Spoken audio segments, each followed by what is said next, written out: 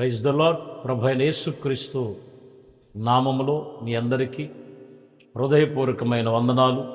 పరిశుద్ధ గ్రంథములో నుంచి నెహెమ్యా గ్రంథం 2వ అధ్యాయము 18వ వచనం.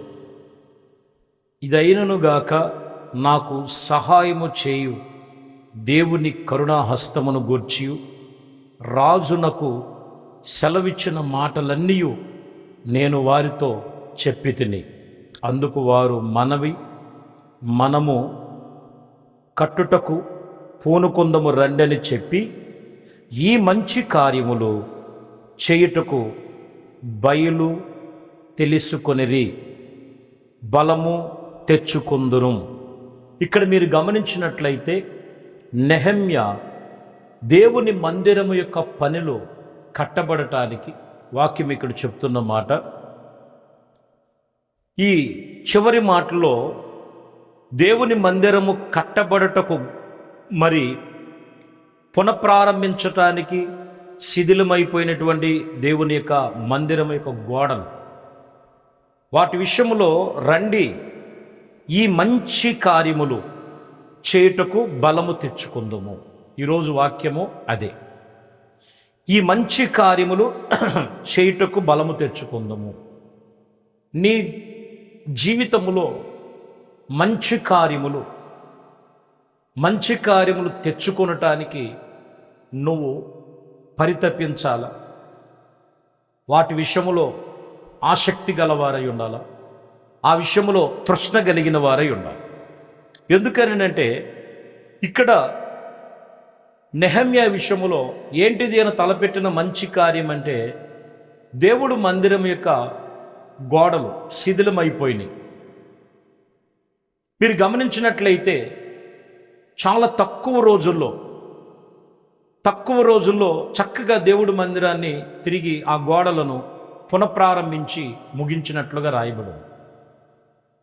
ఈరోజు ఒక మంచి కార్యం ఏదైనా ఉందంటే మనిషి జీవితంలో ముందు అక్కడ మందిరముగా ఉండవలసినటువంటిది. ఈరోజు మనిషి జీవితం, నీ హృదయమే దేవుని ఆలయం అనేది మీరు తెలుసుకోవాలి. నీ హృదయం ఎక్కడ పాడైపోయింది, ఎక్కడ శిథిలమైపోయింది. నువ్వు ఏదన్నా ఒక మంచి పని తలపెట్టాలి అని అనుకుంటే మొదటిగా నిన్ను నీవు దేవునికి కట్టుకొనటానికి, దేవుడిలో విశ్వాసములు నడుచుకోవటానికి, నీతో పాటు ఉన్న నీ కుటుంబాన్ని కట్టుకొనుటకు ఇది మంచి కార్యము. దీని విషయంలో నీవు ఆ మంచి కార్యములు చేయుటకు బలము తెచ్చుకో. ఆత్మ సంబంధమైన బలం. లోకములో చూడండి, మనం చూస్తే ఒక వ్యక్తిని పాడు చేయాలన్నా, ఒక వ్యక్తిని కృంగదీయాలన్నా, ఒక వ్యక్తి మీద నిందలు మోపటానికి ముందుంటారు. వాటి కోసం ఎన్నో ప్రయత్నాలు చేస్తుంటారు. అది కాదు, నిన్ను నీవు కట్టుకో. ఒక ఆత్మను రక్షించుటకు నువ్వు ఆత్మీయతలు కట్టబడటానికి ఇది మంచి కార్యములు అనేది మీరు జ్ఞాపకము చేసుకోవలసిందిగా ప్రభు పేరట మనం చేస్తుంది. ఇంకా మనం చూస్తే ఆదికాండంలో 4వ అధ్యాయము 24వ అధ్యాయంలో 50వ వచనములో మనం చదువుతున్నాం. ఇక్కడ అంటున్న మాట చూస్తే ఎలియాజరు మాట్లాడుతున్నారు. మరి 24:50 లాబాను బేతేలున యొద్ద ఇదిగో యెహోవా వలన కలిగిన కార్యములు, ఇదిగో ఇందులో మనము ఎవరము అవునంటానికి కాదంటానికి చెప్పజాలమని చెప్పు. ఇక్కడ మీరు గమనించినట్లయితే ఎలియాజరు బేతేలు యొక్క దేవుడైనటువంటి యెహోవా వలన కలిగినటువంటి కార్యముల గురించి ఇక్కడ చెప్తూ, ఏం కార్యములు ఈయన తలపెట్టారు? తన యజమానుడి కుమారుడికి కావలసినటువంటి భార్య కోసము, లేకపోతే శుభకార్యం కొరకు వచ్చాడు. ఈ శుభకార్యము జరిగించేవాడు, ఇది యెహోవా వలన కలిగేదే కార్యం. ఈరోజు మనం గమనించాలి, ఇది యెహోవా వలన కలిగే కార్యములు ఇవి.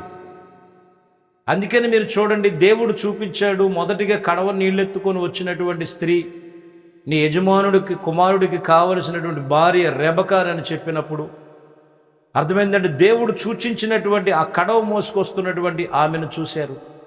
ఎంతోమంది అక్కడ నీళ్లు మోసుకునే వాళ్ళు ఉన్నారు. కానీ ఇదిగో దేవుని మీద విశ్వాసం ఉంచాడు.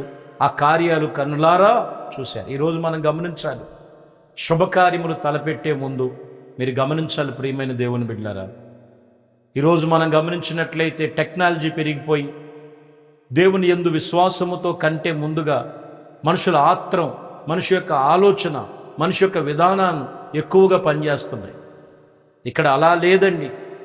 దేవుడు కార్యము, శుభకార్యము జరగటానికి దేవుడి మీదే ఆధారపడి ఇదిగో తన దాసుడిని పంపించాడు.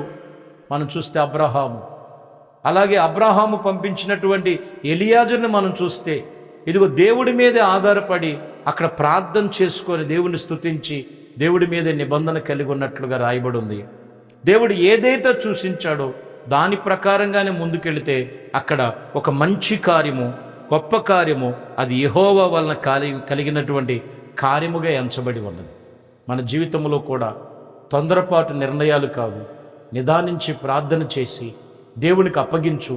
శుభకార్యమైన, మంచి కార్యమైన అది నీ జీవితంలో నెరవేర్చువాడు దేవుడే.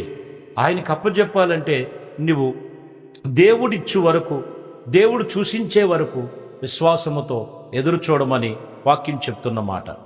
సామెతల గ్రంథములో 21వ అధ్యాయములో 8వ వచనం చూస్తున్నాం. దోషభరితమైన మార్గము మిక్కిలి వంకరి మార్గము, పవిత్రుల యొక్క కార్యములు యథార్థములు. చూసారా, ఈ వంకర మార్గాలన్నీ కూడా దోషభరితమైనవే చెప్తుంది బైబిల్. ఈ దోషభరితమైనటువంటి మార్గములు మిక్కిలి వంకర మార్గాలు అవన్నీ.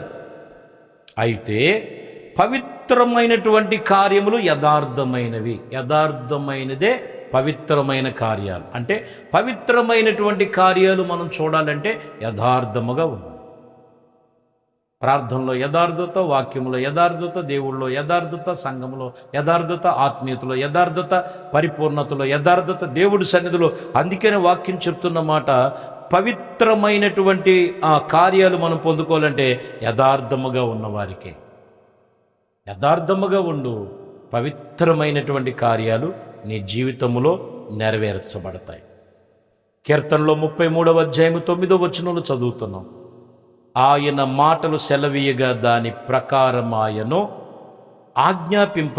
ఆయన ఆజ్ఞాపింపగా కార్యములు సిద్ధపరచబడెను, స్థిరపరచబడెను. చూసారా, స్థిరమైన కార్యాలు ఉన్నాయి. ఎప్పుడనంటే ఆయన ఆజ్ఞాపించాడంతే. ఆయన మాట మాత్రం సెలవిస్తే చాలు. ఆకాశమును, నక్షత్రములను చూసి ఆయన చేతి పనులను చెప్తున్నాయి బైబిల్. స్థిరముగా ఉన్నాయి. ఈరోజు మనిషి యొక్క కార్యములు స్థిరంగా లేని కార్యాలు ఉన్నాయి కొన్ని.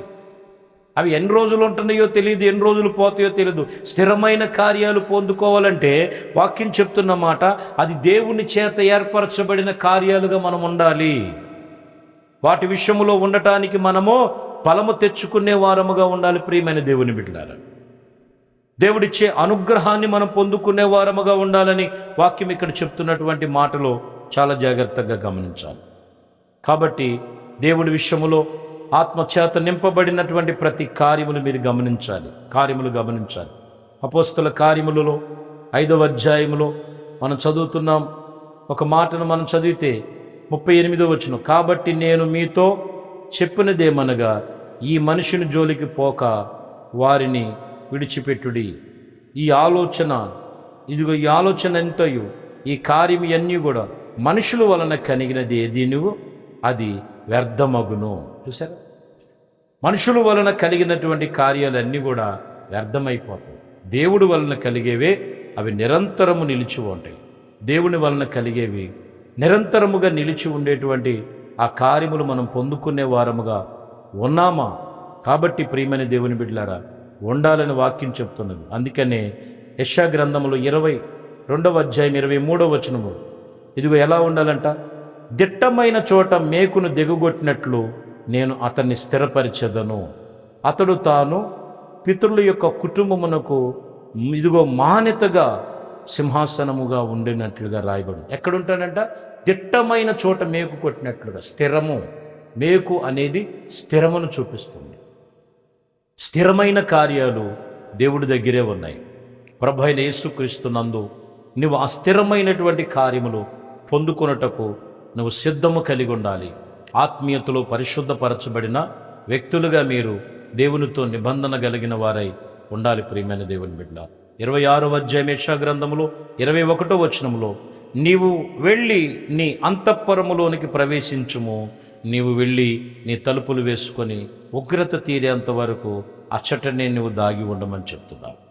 కారణం ఏంటంటే, ఇదిగో దేవుని వాక్యం చెప్తున్న మాట, దేవుడు ఎన్ని స్థిరమైనవి, లోకములో లోక తలంపులు లోక ఆలోచనలవి కాదు, కానీ ఆత్మ సంబంధమైన విషయాల్లో ప్రభు ఈరోజు చెప్తున్న మాట, దేవుని యొక్క మంచి కార్యములు పూనుకునటానికి బలము తెచ్చుకోవాలి. ఒకటి. రెండోది, శుభకార్యములు పొందుకునేటువంటిది అది దేవుడి వలన కలిగినవే. ఇదిగో శ్రేష్టమైనటువంటి స్థిరమైన కార్యములు కలిగి ఉండాలంటే అది దేవుడి వశములో ఉన్నాయి. కాబట్టి మనుషుల ఆలోచనలు కాదు, మనుషుల తలంపులు కాదు, మనుషుల యొక్క కలిగినదంతయు కూడా అది వ్యర్థమే. కాబట్టి నీ చేతి పనులన్నీ కూడా, నీ ఆలోచనలన్నీ కూడా, నీ తలంపులన్నీ కూడా దేవునికి అప్పగించుకో. ఆయనే నీ పట్ల ప్రతి కార్యములన్నీ నెరవేరుస్తాడు.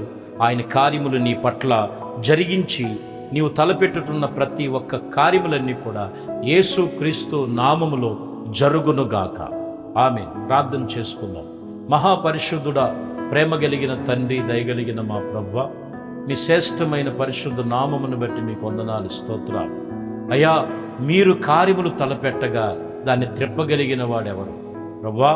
మరి ప్రార్థన చేస్తున్న వారి జీవితాలు ఏ మంచి కార్యములు జరగాలో, ఏ శుభకార్యములు జరగాలో, ఏ స్థిరమైన కార్యములుగా నిలిచి ఉండాలో అదంతా మీ చిత్తములో ఉన్నది ప్రభువా.